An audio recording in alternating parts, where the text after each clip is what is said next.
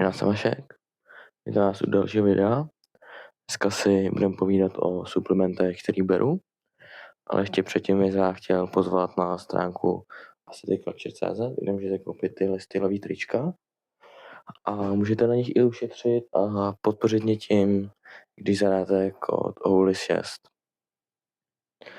Takže jako první bych začal tímto suplementem, což je klasický whey protein, který není úplně suplement, je to spíš doplněk stravy a slouží k tomu, abyste splnili váš denní příjem bílkovin. Určitě by se z něj neměl skládat hlavní příjem vašich bílkovin, ale spíš na dohnání těch bílkovin.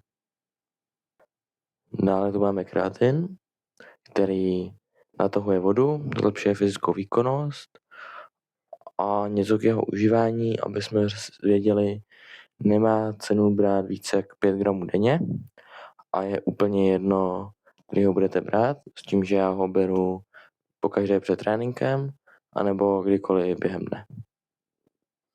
Teď už se dostáváme k vitamínům.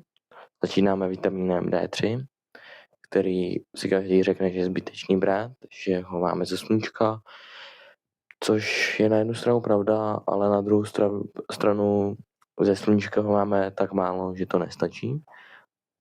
Proto je lepší si ho doplňovat takhle tabletkama minimálně od začátku podzimu do začátku jara.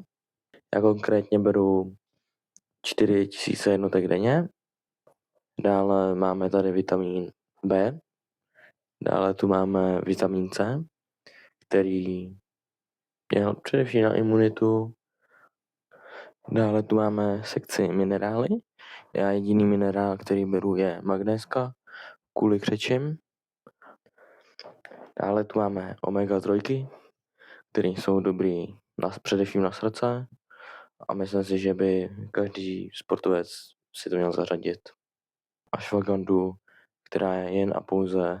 To bylo pro dnešní video vše, takže se vidíme zase někdy a budu rád za like, odběr, sdílení, tak čau.